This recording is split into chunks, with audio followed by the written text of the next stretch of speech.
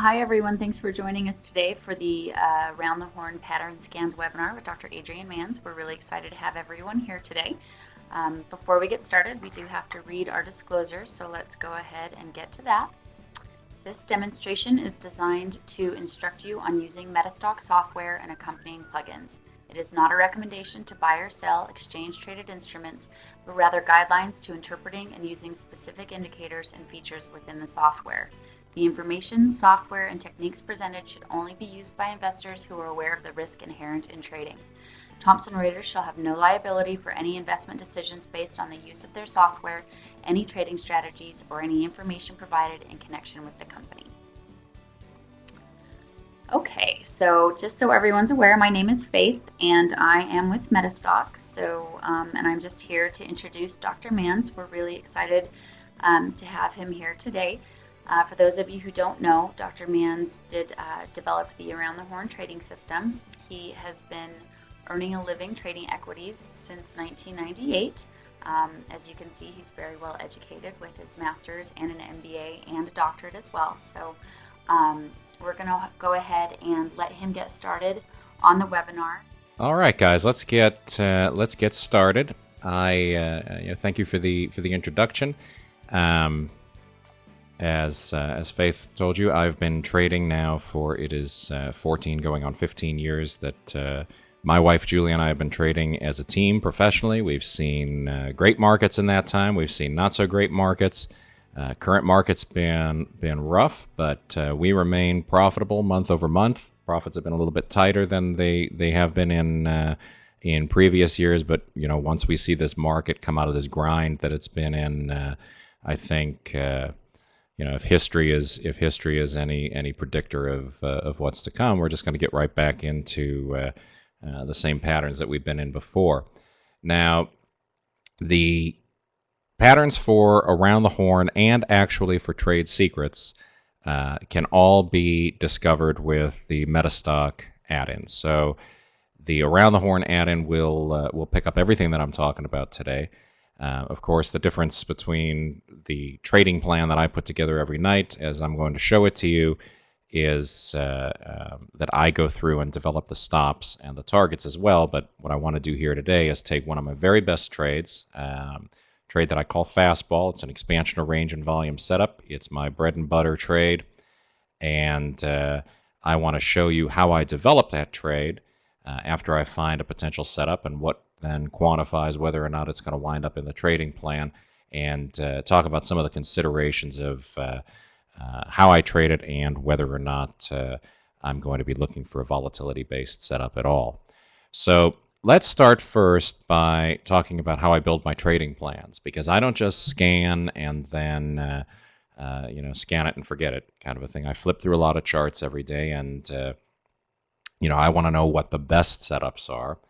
And the first thing that I do is focus on things that are very identifiable to me. So I'm not just looking randomly at price action, if you will. I'm looking for one of the patterns that I've identified in one of the books and the patterns that are included in MetaStock, because I know exactly what the logic is for every one of those setups, the logic for the entry, the logic for the exit, the logic for all the stops that I'm going to use. So I'm never winging it. I'm always planning every bit of every trade. Now, along with that, I know the time frame for every trade. So while the MetaStock plugin, the way that it's delivered to you is scanning for setups on daily charts that are going to be traded intraday, all you need to do is go in when you're running the scan and set that time frame. There's an option there where you can edit the setup, and you can set the time frame to weekly charts, and then you can do the swing trading that I also do, that I do in my client accounts. And that swing trading plan has generated, let's say last year we were up over 20% against a relatively flat S&P. So you can do this as a day trader. You can do it as a swing trader. Certainly the day trades, the way that it comes right out of the box for you, that's a method of generating income. And I like to think the swing trades are just a way of supplementing income and building account size. As I said, every single trade that I do, I identify an entry, a stop, and a target, and I always base all those things on natural support and resistance. So it's never going to be based on what you'd like to lose. People always tell me, well, I'm going to risk 1% of my account size on any given trade, and do you think I should trade 1,000 shares and do that? And I say no. If you're gonna use a percentage of your account to set a stop, then what you need to do is go and adjust your share size so that you've got a natural support and resistance stop that still works, not something that's based on how much you're willing to lose, right? Market doesn't care how much you'd like to make or lose on any given trade. So I'm going to show you how I identify those natural support and resistance stops here in the webinar today. I also identify correlated indices for extensions. So what I want to look for is if I've got one of these fastball setups that we're going to talk about, and I've got a market that's booming or collapsing in the favor of the setup, either on the long side or the short side, I'm going to have the index that the stock is most highly correlated with identified in my trading plan for that day. And then what I'm going to do is if that index is moving or is surging at the time that we hit the profit target, I'm going to look to get an extension on that profit as well.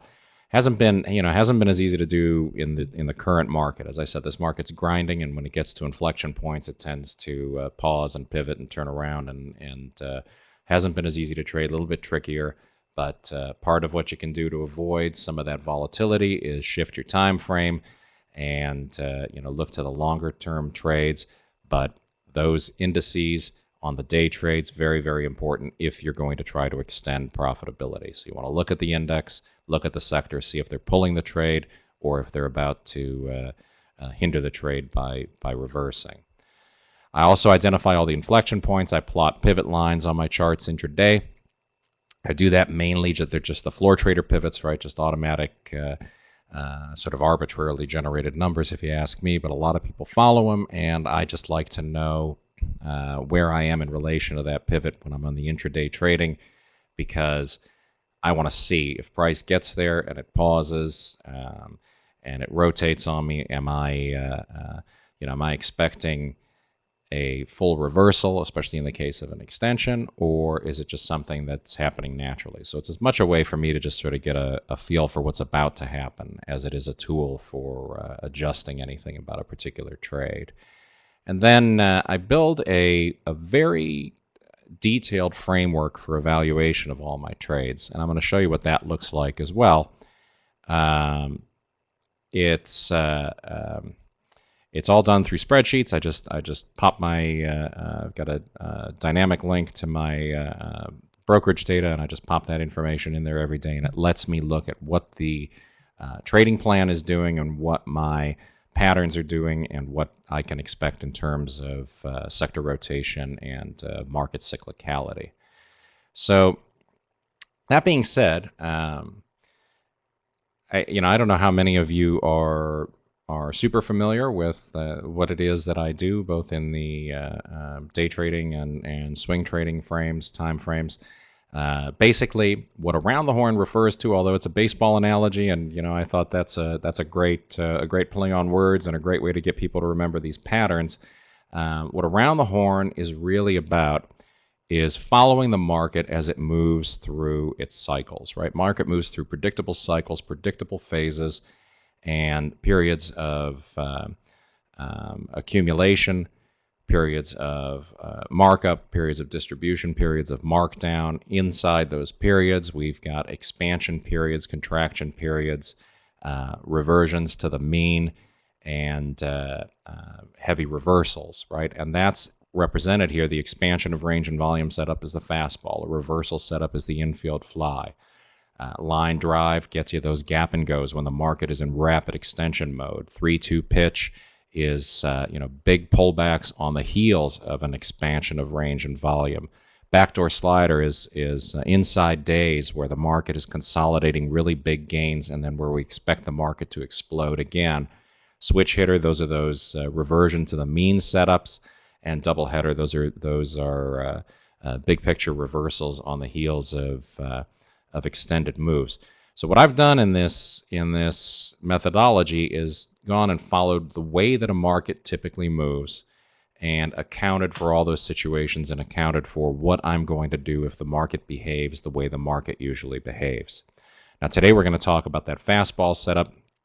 It's the one everybody always likes to talk about. It's a bread and butter trade, and it's a good one for a webinar since it really forms a basis for a lot of this other stuff. Now also I've got a book called Trade Secrets, which I wrote I guess 2 years ago, and that one takes that fastball setup and expands it into a vertically integrated trading strategy. So it takes the expansion of range and volume and says, all right, well, what can we do? Because the market was already getting pretty volatile back then. What can we do to still take advantage of the cyclicality of markets, but also account for some of the volatility that happens in different time compressions? So when the market gets really, really volatile on an intraday compression where it becomes difficult to trade it, I'll bump out to a multi-week or even multi-month time frame and look for that same setup. The setup is valid in any time frame. And also in this book is one of my best setups, the sinker reversal setup. And you can scan for that with the MetaStock plugin as well. So the plugin that we've got will do all this stuff, and it does a really nice job of getting you in front of the opportunities. You still have to do some work to hone in on them, but if you're not a day trader, if you don't want to sit in front of the computer all day every day, and you want to do the big picture trades, those big picture trades, I put them together once a week. So if you look at the Trader Insight website, you'll see there's a service there that sells it. And I'd love it if you subscribe for $2,000 for even the swing trading service. But you can take this MetaStock plugin, run it for yourself on the weekend, and then get ready for the next week's trading. So if you're into swing trading and you're into using it for that, then once you've got the plugin running, I assume most of you have the plugin, then you can send me an email, and I'll tell you just how to tweak it and get the most out of it in that time frame as well. Now let's take a quick look at why I'm focusing on this expansion of range and volume setup today. You see here it's called fastball. It's that big blue wedge of the pie. And the other one that I want to take a look at is that tiny wedge, that sinker setup. That's the pink wedge. Those two are pretty easy to identify. Little tricky at first to go through and set the trades up, but once you have the hang of it, you'll see what I mean, that they're well worth planning. And this is what the pattern profitability on these looks like. So all these patterns can be found using the scanning software. You need to go through and find yourself your stops and your targets and things afterwards, because those are based on logical support and resistance. But you see here that fastball and sinker, the two expansion of range and volume setups, really make up the lion's share of the profitability. Now this is for 2011, but I've got records that go all the way back to 2006 that are published everywhere. And if you look at those, you'll see. So round the horn methodology hasn't had a losing month since 2006. It's had some thin months, but it's not had a losing month. And in almost every case, that expansion of range and volume setup has been the one that that really pulls through for it. So before we get into exactly how the patterns work, I'd like to talk about volatility a little bit. So 2011 and 2012 have just been major volatility setups in the markets, and there's a lot of issue with trying to get between the good volatility and the bad volatility. And when I say good volatility, all I mean is good volatility is predictable. You've got a trend in place that's easily identifiable. You should just be able to eyeball a chart and see that there's a trend on a chart. And then when things get volatile, you should also see a reversion to the average volatility. Now contrast that with bad volatility, and what you see is bad volatility is unpredictable, and it occurs in the absence of a discernible trend. So that absence of a discernible trend is usually an accumulation or a distribution phase in the market. In the case of 2011, 2012, that's been the case, but accumulation and distribution have been a little bit more difficult to identify because they just haven't been neat, clean sideways consolidations. They've been all over the place in some cases. So mean reverting, that's always a question for people. How much statistics do you have to grapple with to trade stocks? And I say it's not really that much, right? Understanding the difference between good volatility and bad volatility is as simple as knowing the mean is an average. It runs right through the middle of your data. And around that average, you've got periods of high volatility, which are those red balloons there, and you've got periods of mean reversion, the blue balloons. So you're moving away from the mean when volatility is increasing, and you're moving back towards the mean as reversion occurs. Well, that's predictable. That's good volatility. That's very, very tradable volatility. Now, if we look at what happened in 2011, since I have a whole year's data on that, and we follow something like the VIX, right, to measure volatility, what we see here is that the VIX is that the red bars running through the data, right? January through August, volatility was reverting to the mean. We had a couple periods where it was blowing away from that average. I just plotted a 50-period average through the VIX data, and we had price that was trending. So if you looked at the Dow, trending. If you looked at the VIX, reverting to the mean, right? So the volatility was oscillating. It got fairly high at a couple points, right? We got all the way up to 31 in late March, but it got back down into the mean.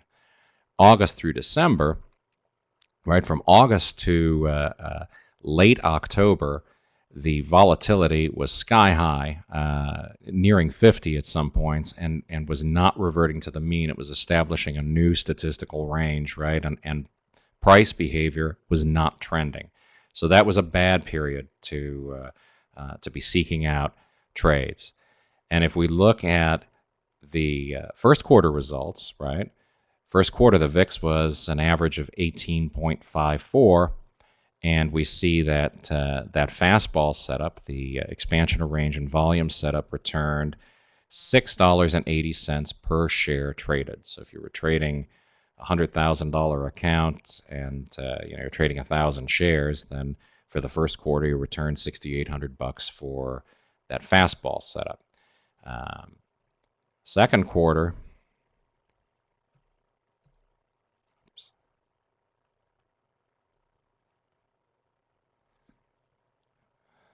well, second quarter didn't make it in here for some reason, but the third quarter made it in, and the VIX was 33.28. Right, so the average VIX was 33.28. Now look at the returns, right? The gross returns in this case now are down to 10 points. The fastball setup, expansion of range and volume, still returning 4.68 per share for the third quarter. And in the fourth quarter, when the VIX averaged 27.05, right, this is where volatility, really started decreasing in terms of favorable volatility for the fastball setup, and we started seeing more of the reversal setups. The gross got down to about $7.94 for the month. For the 3 months, fastball returned 91 cents a share on 36 triggers. So, it's important to follow what that volatility is doing. And if you recall, when it's oscillating around the average, then especially these expansion of range and volume setups shine. When it's below the average, the way that it was in the fourth quarter of 2011, that's when you see the volatility patterns start to give you some fake outs, and they'll trigger you in, and then you wind up scratching out flat on them. Nothing you can do about that. Trading is trading, and it's just important to understand why things are happening and to sort of put the whole picture together, right? This whole around the horn thing is about understanding why markets do what markets do. So now, how do you capitalize on the volatility, right? Especially with this expansion of range and volume setup. So the around the horn stuff, it's going to be the intraday trading. So the way that the software comes, the way that the MetaStock plugin comes right out of the box, is going to be, it's going to look for the expansion of range and volume setups for tomorrow. So when today's market closes, you can run a scan. It's going to give you a list of stocks, and I was going to run the scan here today, but based on what happened in the market, I'm going to guess that we're not going to have any. I was just going to scan the S&P 500 since that's a relatively quick list to scan, but I'm going to guess that there weren't any expansion of range and volume setups for tomorrow there, just based on what the market did over the course of the day. But what the scanning software does is it takes the parameters as they're laid out in the book, and it goes and it finds chart patterns that match those parameters. So it'll give you a list.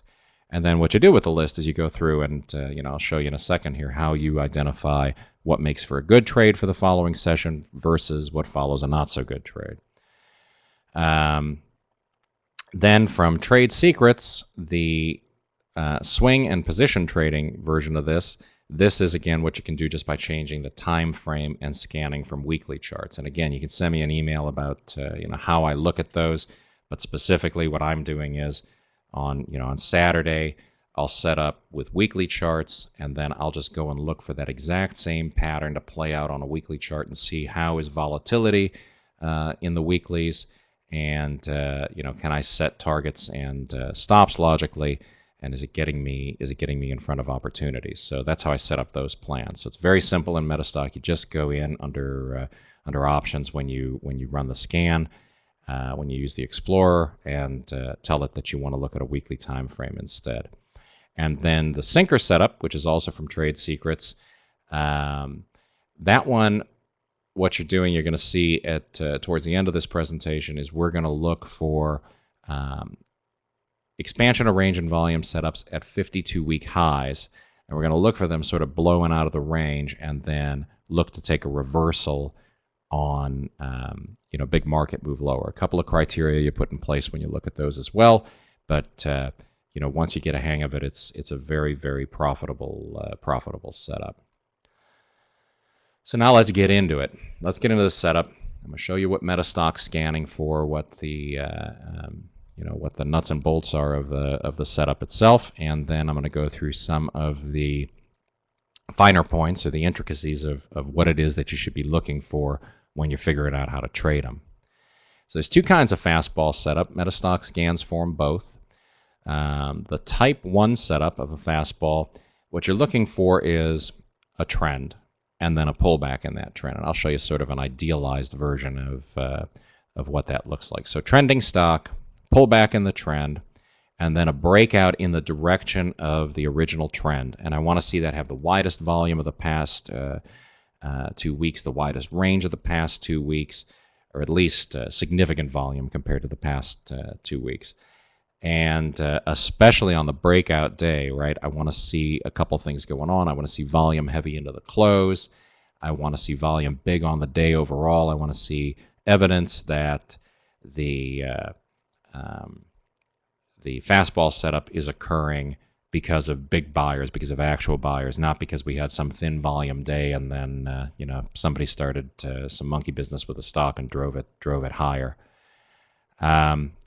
On the trigger day, which is the next day, right? So you set up your trading plan. On the next day, you're going to enter 10 cents beyond the extreme of the breakout bar in the direction of that trending move. So if the trend was higher, right, then you're looking for a fastball setup that breaks to the upside, and then you're going to try to get in 10 cents above the high of that bar. If the trend was lower, you're going to see a breakdown move, and on that fastball bar, what you're going to look to do is the next session get short 10 cents below the low of the bar. Here's what it looks like, real simple, right? So pretend we've got price moving up from that red arrow, right? When we get up to the range labeled 1, we've got a pullback. So we've got a pullback down towards the average on the trend. Then in that bar labeled 2, big move, right? So it's got the widest move of the past 10 sessions. So you got about 2 weeks worth of trading wrapped up in that one bar, and it breaks up and out on heavy volume. And then I'm going to look to get long 10 cents above the high of that bar. These are daily bars, remember now. The next day, intraday, in that bar labeled 3. So the bar labeled 2 is the fastball setup. The bar labeled 3 is the day that the trade gets executed. And we're going to take a look at some actual actual trades so that you get a better feel for it.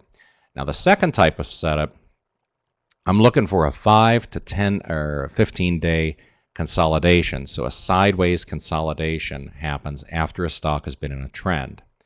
And then, if you want to go by the book, I want to see a breakout of the channel in the direction of the original trend. Now, currently, market's at highs, and the market looks really tired. So I'll relax this rule a little bit and look for a breakdown out of a move to the upside as well. So I'll look for it contra trend as well. But again, I want to see the widest range of the past 10 sessions. I want to see volume higher on the breakout day than average volume for the stock. And then the next day, I'm going to enter 10 cents beyond the extreme of that bar in the direction of the momentum that bar had. So again, if you got a short side entry, right, if the thing breaks down out of a range, you're going to look to short at 10 cents below the low. If it breaks up out of a range, I'm going to look to go long 10 cents above that high. Here's what this one looks like. So again, pretend there was a trend here. What you don't want to do is pick these. Sometimes the software is going to have a looser identification of what that trend might be.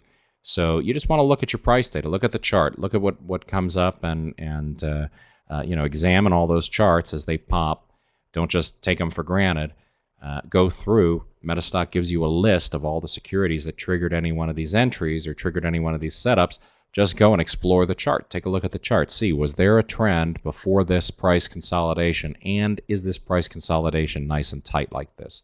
Most of the time, it'll hit it right on the head, but you just want to make sure that it's seeing sort of what I'm pointing out here, that you get a move and then a nice sideways channel.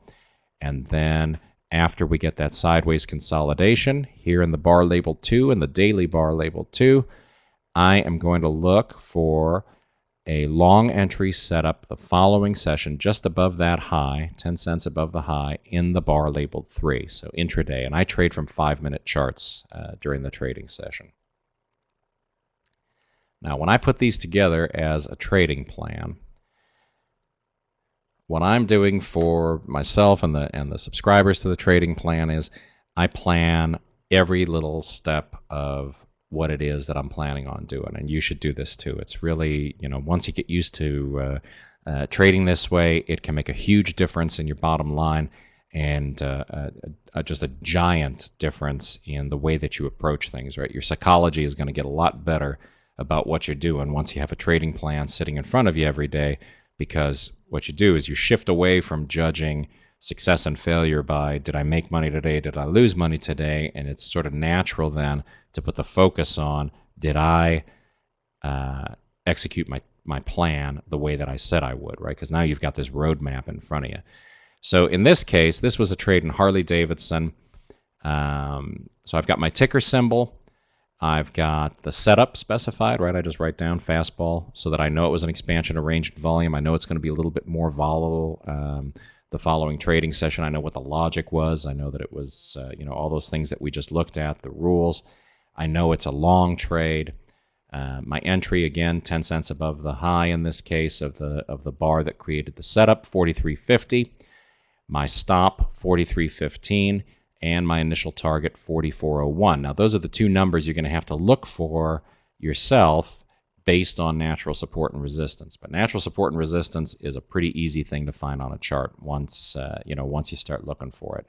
So no stochastics, no wiggly lines, no oscillators, no moving averages. None of that comes into play when I do this, and I'm going to show you exactly how it is that I find those support levels. The ratio on the trade is the other thing you're going to have to consider. I never take them unless I've got better than a 1-to-1 risk-reward ratio. So I want to make more than $1 per share for every $1 per share that I stand to lose on the trade.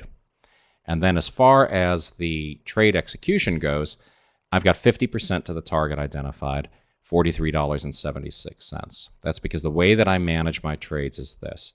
If I have a $43.50 entry, if the stock goes 10 cents in my favor, this is on the day trades, if the stock goes 10 cents in my favor before it goes 10 cents against me, I use the full stop as the stop on the trade. So 43.15.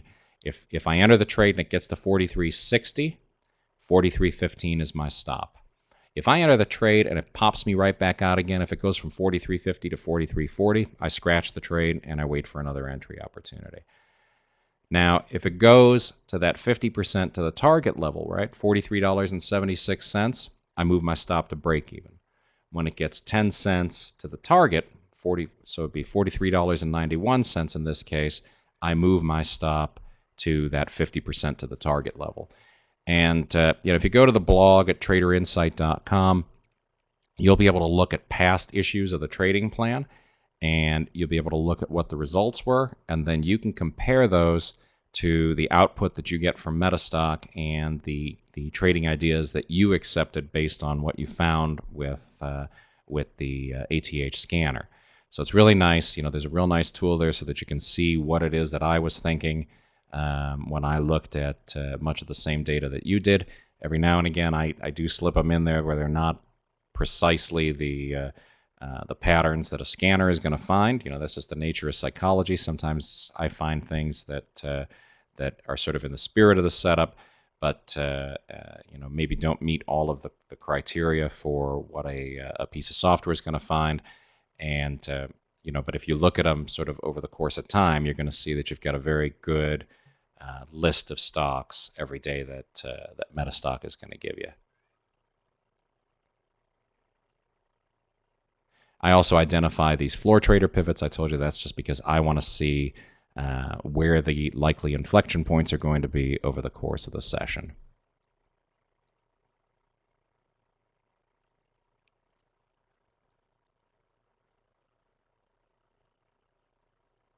Now, as far as setting stops, right? All I do is, so you take that day that created that fastball expansion of range and volume move, and you identify natural support and resistance. So in this case, what I'm most interested in all the time, not just in this case, is closing range support and resistance. So in this case, right, I've got a very easy to see level of support there going into the last half hour of trading, last 35 minutes actually of trading. And I like to see if that overlaps with anything. So first off, I'll look at the volume, right? Make sure volume is substantial on the on that closing range. And then I also am going to look at whether or not volume weighted average price usually overlaps with that. I have a couple of things there on the volume that aren't animating, but it's okay. We see here that volume going into the close, right? Look at volume on that last move from about 14:30 up to the closing bell. We see that there's lots and lots of volume going off there. That tells me institutions are buying and selling.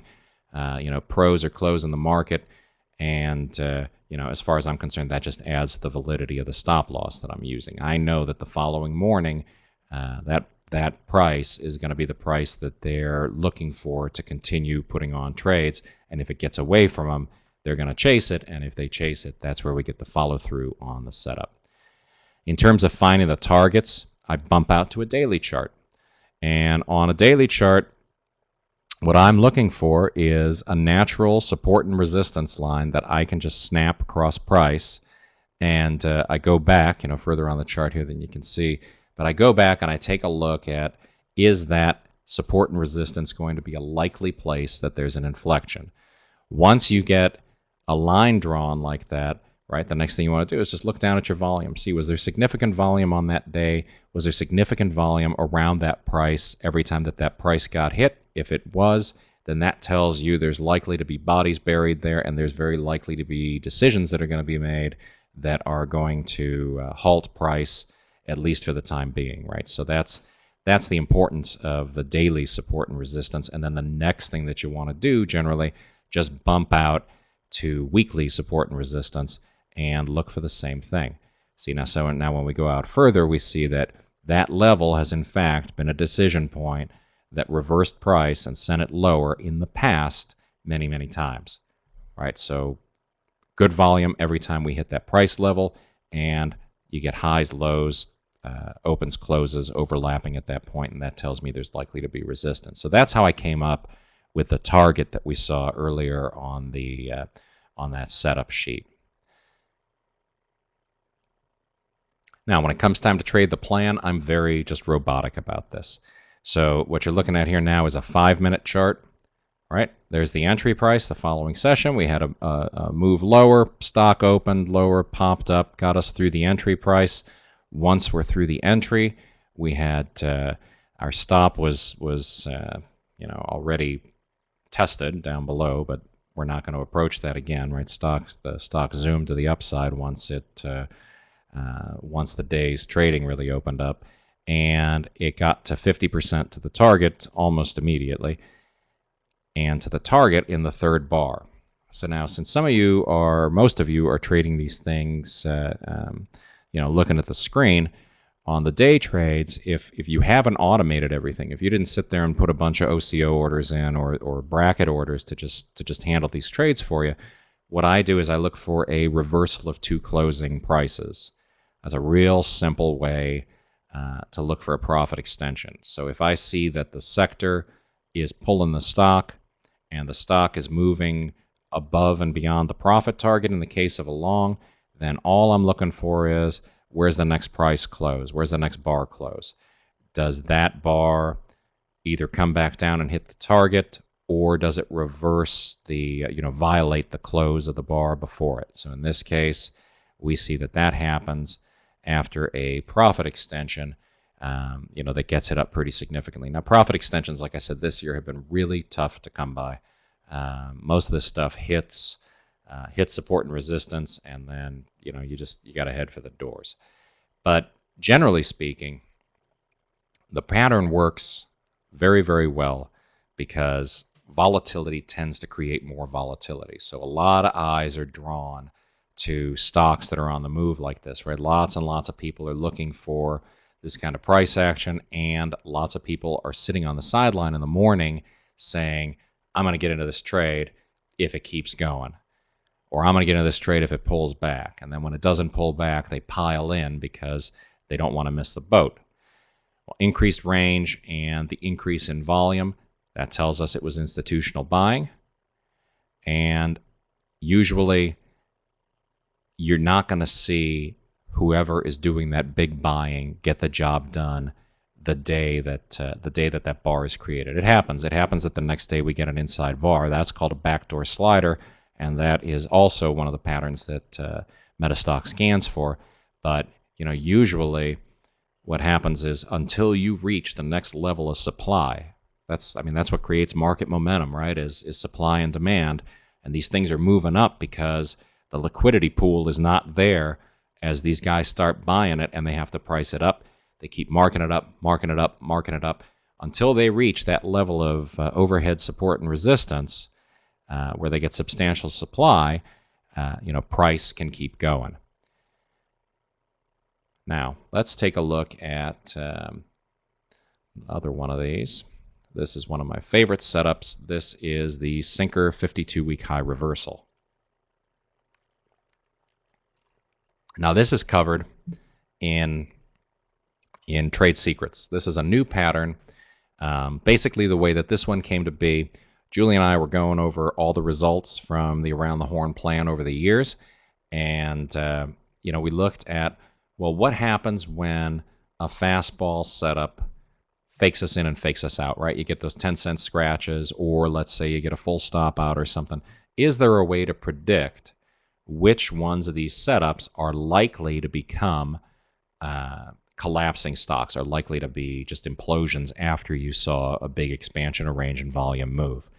And both of the books, by the way, are you can get them at traderinsight.com for really good prices. You can get them at Amazon as well. I think Amazon's charging about $100 for Around the Horn. Trader Insight charges about half of that.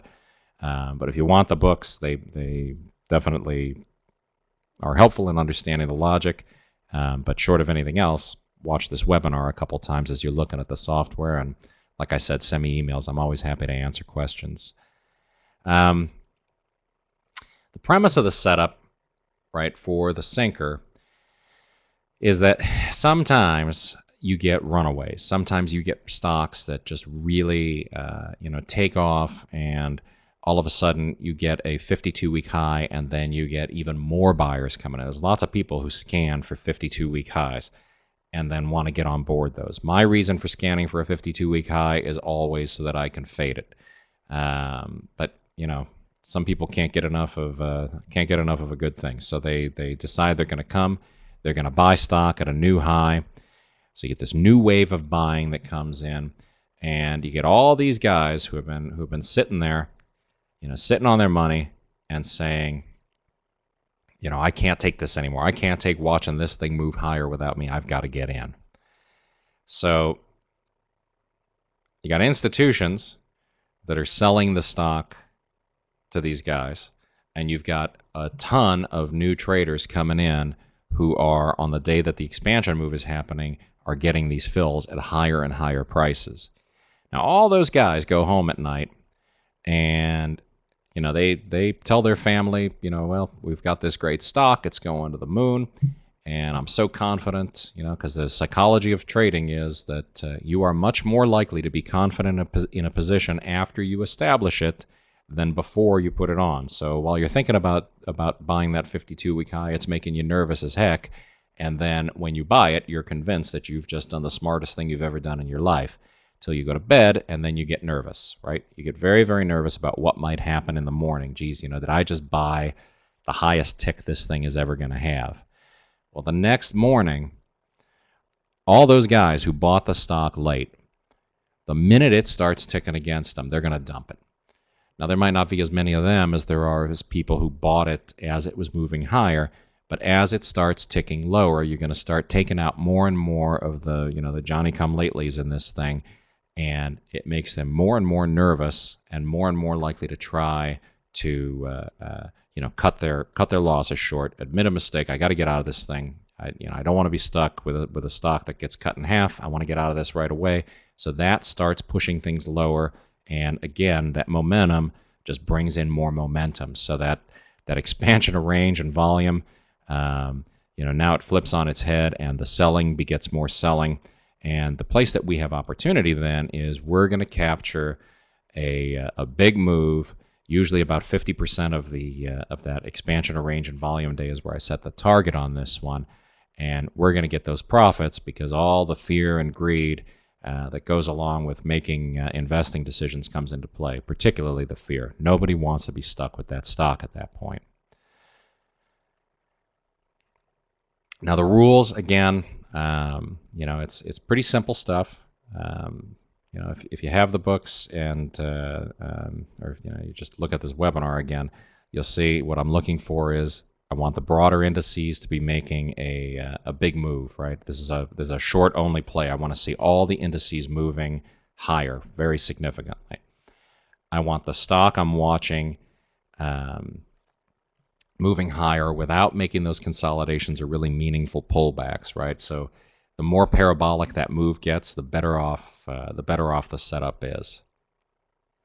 Want to see again the range is the widest of the past 10 days. I want to see price make a 52-week high, and I want to see volume higher than the average volume. And if the stock goes the next session and tries to get up there but then fails, right? So the breakout fails. I'm going to short it just a few ticks below that previous closing range. I'm going to target a 50% retracement or that natural support and resistance that we find on the intraday charts around 5-minute data, and I'm going to put a stop just up above the that breakout high. So typically I like to see these right because of the stop being above the breakout day high.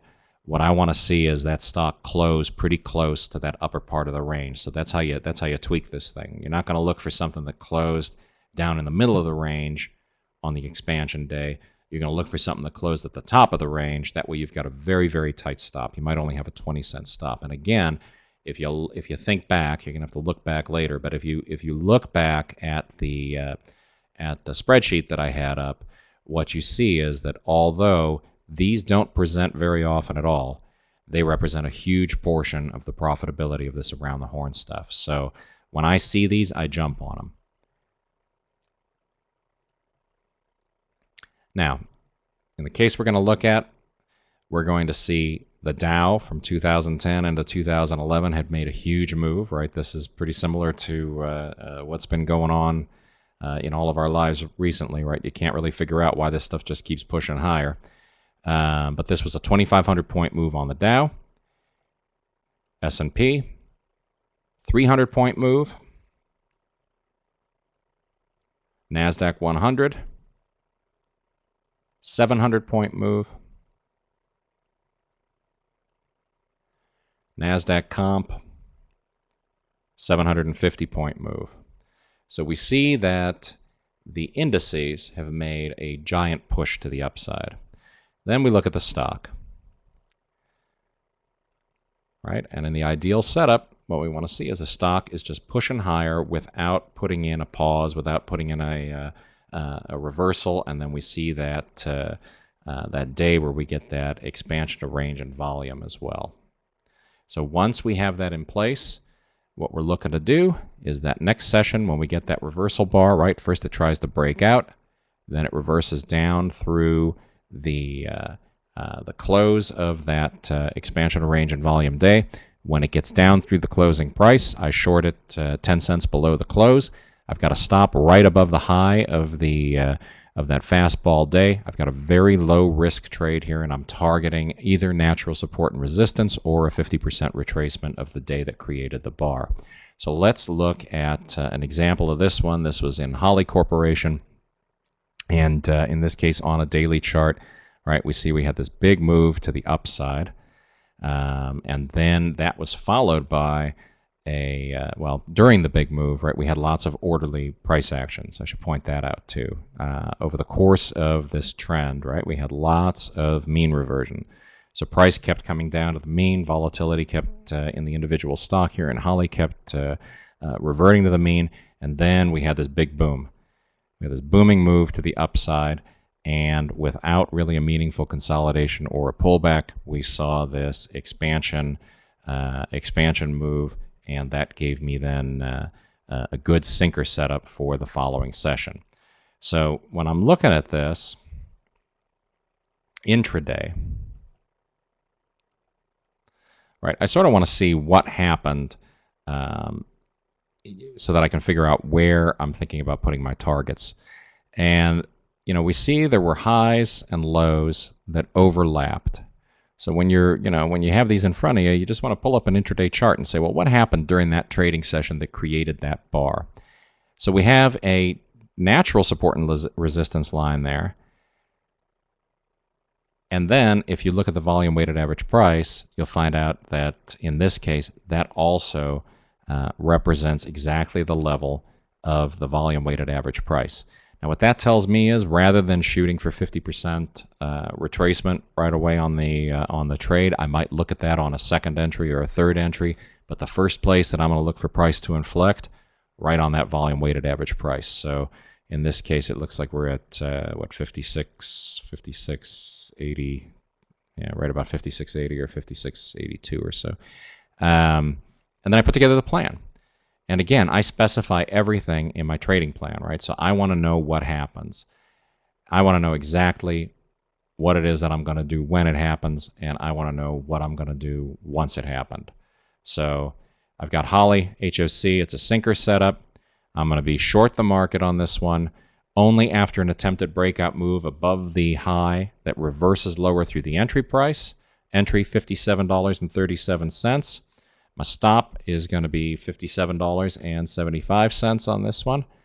Initial target, $56.80. That was that natural support and resistance and volume weighted average price. That gives me a ratio on the trade, $1.50 to 1, win to lose ratio. Again, I've got the support and resistance lines clearly identified. If I get an extension on the trade, first place that I'm probably going to look is down around $56.49 and wonder, is it going to make it down there if we get through support and resistance that we see along the way from the previous 5-minute bars.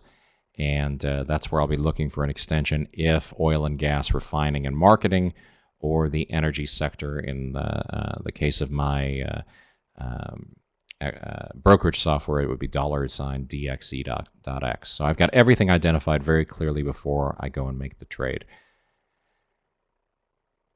And here then is what the trade in Holly looked like, right? So we had an open. It tried to push higher, tried to get up and through our entry price. And then, of course, we immediately had a move that consolidated over the course of probably the better part of the hour there. And then we had a move down to the profit target. And then eventually we saw an extension that got us down to the next level that we were looking at, right? So we did see it make a move down to the pivot. We also saw it consolidate right at the profit target that was identified, and then a move back up again, set up a second entry in the stock. So that's the other thing that I should mention is I always take 2 entries on every one of the trades. And the 10-cent scratch stops I don't count. So the only way I count a 10-cent scratch stop as an entry is got me in, scratched me out, right? Doesn't count as an entry yet. That's just a cost of doing business. Then if it goes all the way to the stop loss without me, then I count that as having been 1 entry. And then I look for a second entry if it comes back up and hits that. And that's true for all the trades that I do. Now, if you are looking at these, and you're used to seeing them, then you're going to recognize right away. Not only do we hit that second entry level, but that bar there is what I call an around the horn, an infield fly setup. And this time around, we've got a natural support and resistance level that happened in the current session to use as our target on the trade. So again, if you're intraday trading these things and you're doing this methodically, you just have to learn to think about it in order, right? It's first order is everything on the trading plan. Second order, if you're looking for extensions, is natural support and resistance and a pivot line. We've got overlap there, and we see that over the course of the session, what we're expecting price to do is make a move back down that last leg that we saw it recover from. And then here's what happened over the course of the day, right? Again, targeting that level.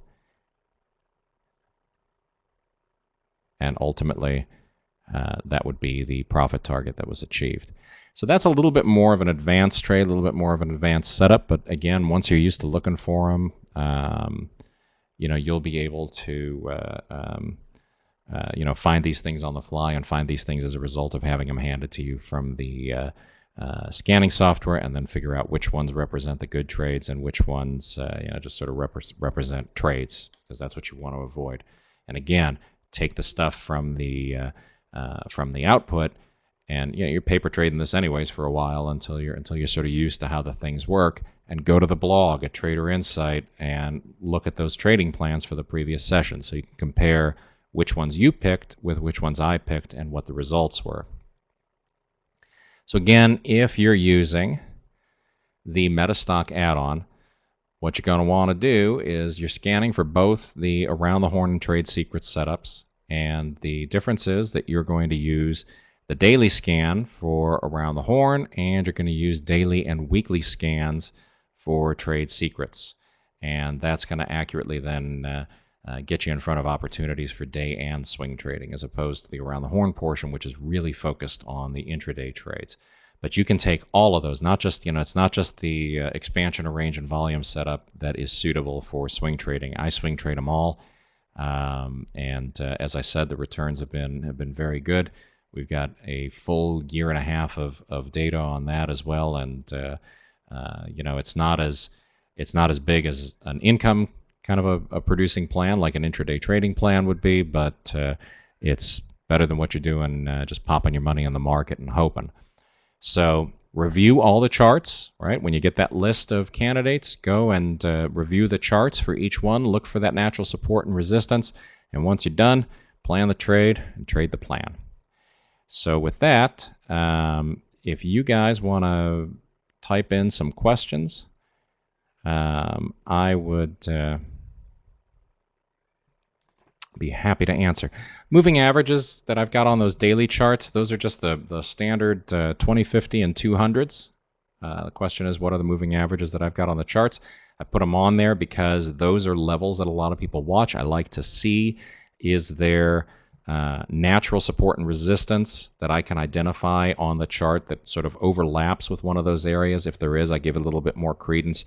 I'm not looking for crossovers and all that kind of stuff when I'm doing the trades.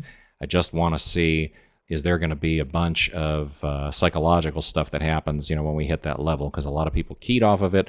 A lot of people might have bought there. A lot of people might have sold there, and then they're looking to buy or sell there again, and I don't want to be on the wrong side of that sometimes. So I'll just look and see is there good overlap between the moving averages and the support and resistance. Can this add-on be used by itself? I'm not quite sure I know what you mean, but yeah, I think I know what you mean. Can you just take it, as long as you've got MetaStock, can you use it to scan for my setups? Absolutely. And then, as I said, you just have to go through and take them and pick them apart a little bit and make sure that you find logical areas to use as your stop and logical areas to use as a target. Will the scan show ultra high volume on down bars showing the professional activity? Yes, the scan is written to be just a little bit loose so that it gets you in front of more opportunities, right? Than what happens is if a computerized scan is set to find only the perfect looking setup, then what tends to be the case is that you miss most of the setups because things have a tendency to not be picture perfect, especially when you're dealing with market data. But once you start digging into those charts, right, all you have to do after you run the MetaStock Explorer function, is you get that list that pops up, and I just looked, so it's in fact the case that we don't have setups for tomorrow in the fastball trade, although we did have them for today. Today we had a trade in ERJ that actually gapped past my entry rule, and we had a trade in ERF that got us a move with a little bit of slippage on the entry. 10 cents of slippage on the entry got us down to the profit target.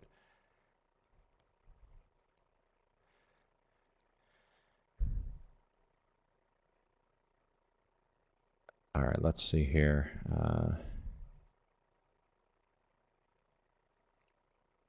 How do you access this later? I'm sure that they will send you a copy. I see that was already answered. Got a question about whether it's fickle, that it can reach its stop and its profit target within 15 minutes of the opening. The expansion of range and volume setups tend to either hit the target or hit the stop in the opening range. There's just nothing you can do about it. That's I assume you came in late. The whole purpose of the setup is to capitalize on the fact that institutional buying and selling is going to happen into the closing range and in the opening range of trading that a stock does. So if you're day trading these setups and you're looking for these bread and butter trades, then it's going to happen usually in the first 20 minutes of trading that these trigger. They don't all trigger right off the open. And a lot of what happens off the open, that's the other thing I should point out. So on a New York Stock Exchange listed stock, what I don't do is trade before the NYSE is offering a firm quote. So if something's going off on the ECNs, if it's only going off outside the NYSE, I'm waiting. I just watch the ticker and I wait for NYS to appear there, and then I'm looking to put on the trade. So a lot of those wild out of the market quotes just get taken care of by that simple filter.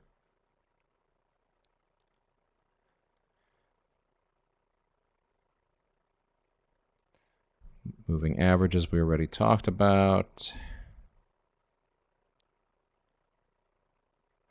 Does it scan for the setups the night before so we're familiar with the stock? Yes. So if you came in late, I plan everything for tomorrow today. So when I'm day trading these things, I've got a trading plan sitting in front of me, and I don't do anything that's not on my trading plan. I don't make any decisions on the fly during the session.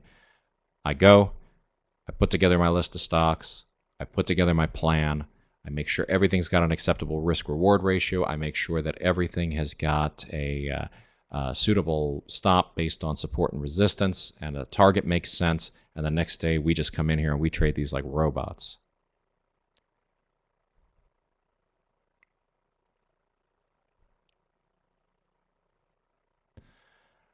Can I use your signals for day trading? Yeah, absolutely. That's what this the around the horn portion of it, like what this thing was really first developed for, was day trading the equities markets. So what I do with it, the majority of the setups that I trade are for intraday trading, and then the swing trading portion of it is a function of how much volatility do I see in the market. If there's a lot of unpredictable volatility in the intraday price action, then I'll bump timeframes out and see if I can smooth out volatility, and if I get some entry opportunities that way. How does your trading methodology affect your trading plan? For example, can you explain the 10-cent re-entry? Okay, so if price moves 10 cents against me, now we've tried this a variety of ways, and we've gone and analyzed 6 years worth of data, and I can tell you removing the 10-cent scratch stop diminishes the returns overall, but does not diminish them very significantly. So you're knocking a couple of points of profitability out definitely over the course of a year by not using that rule. Generally speaking, though, when markets are behaving, a couple months ago it was a little bit more volatile, so that 10-cent rule would get you in, get you out, get you in, get you out. But for the most part, if you go back and you look at all the historical data on it, you'll see that there's not a lot of cases where there's a minus 10, right, showing up in the results, and then another entry on the stock. So most of those stocks that wound up with 10-cent scratches didn't come back to the trigger price or wound up going to the stop loss. Now, recently, like I said, there's been some volatility on the intraday time compression, and you definitely get 2, sometimes even 3 re-entries. But overall, it's still stayed profitable month over month. So that is that's the goal that I have, is just I want to provide consistent returns in my trading account, and my measure of whether or not it's consistent is month over month, does it remain profitable? And it has for 6 years. Find the next question. Can I explain trailing stop orders with an example? So when I get into a trade, okay, like I said, the first stop is that absolute stop that I established. So I found a stop loss on a 5-minute chart that was representative of natural support and resistance. I saw bodies buried there, right? I saw stuff happen there. There was a decision point for people. So you look at a 5-minute chart and you say, do I see natural support and resistance here? And it's just a matter of drawing a line. And it's not true that everybody draws a line in a different place. If it's there, it's there. You're going to draw it below. Don't draw it through the middle of the bars. If you see a lot of bars that are resting on the same price level, boom, that's your first stop loss. Then, once you've figured out that you've got an acceptable risk-reward ratio, the next day the trade is going to be on.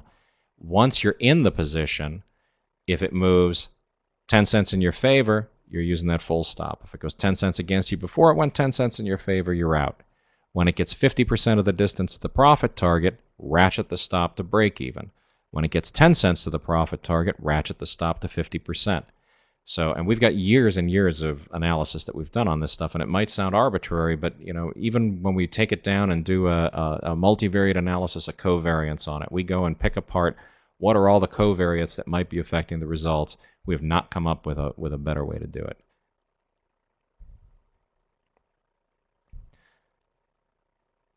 Does a scan automatically filter your volume and price criteria? Yes, it does. That's all built in.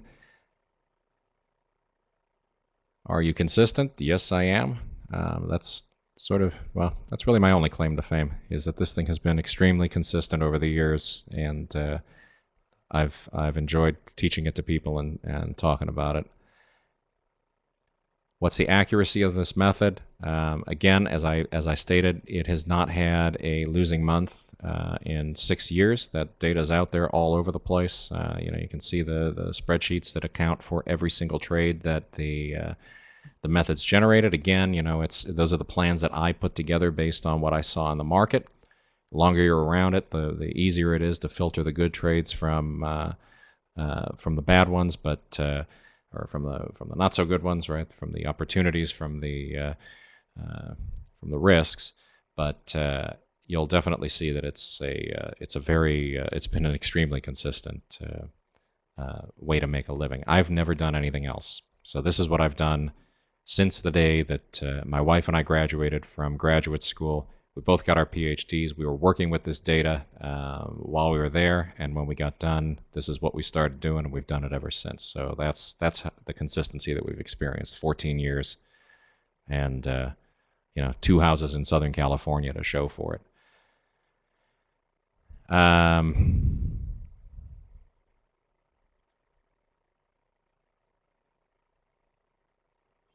Day trades, I trade on 5-minute charts. I'll also break them down into tick charts when I have a profit extension. So I'll use tick charts for runaway stocks. If the stock is really cranking and I've got an open profit that's really moving very, very strongly in my favor, I'll use a tick chart and use that to find support and resistance. Right. So sometimes if it's moving too fast for a 5-minute chart to give you intraday support and resistance, you're not going to want to wait for that reversal of 2 closes because price is going parabolic intraday. Take a tick chart and use that for an identification of a stop. Do I use MACD with the system or any other technical indicators? Nothing. I'm all about price and volume. And I think that is why it's portable to different time frames. And I think that's the strength of trading ideas and trading systems in general. Can you take something that works and apply it to multiple instruments, to multiple time frames? I've got people who are trading this stuff in the futures markets. I've got people who are trading this stuff in Forex, although I don't quite understand how they're doing that. They've got to figure out what defines a day in their case. But I've certainly got people who are trading this across a multitude of instruments and sent me very affirming, let's say, emails. If you go and Google my name, you're not going to find anything negative out there about it, and that's something I take a great deal of pride in.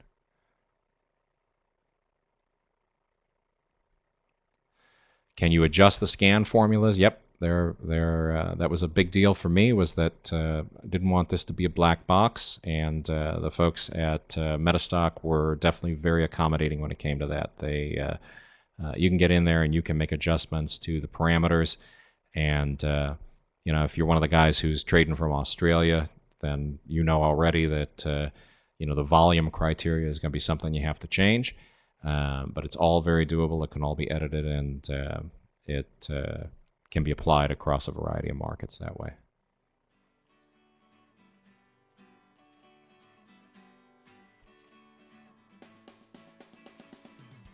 YouTube channel, yeah, I've got a bunch of videos up there just on things from how to set up a trading station. Don't freak if you're looking at my setup, my rig here. I'm also managing money for people, and so I'm doing a lot of stuff, but all based on this around the horn methodology.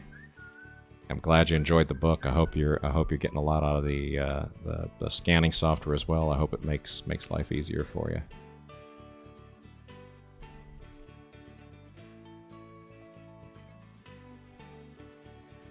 Okay, thanks. Again, if you're looking... Sorry, Dr. Manz. We're good. Thank you.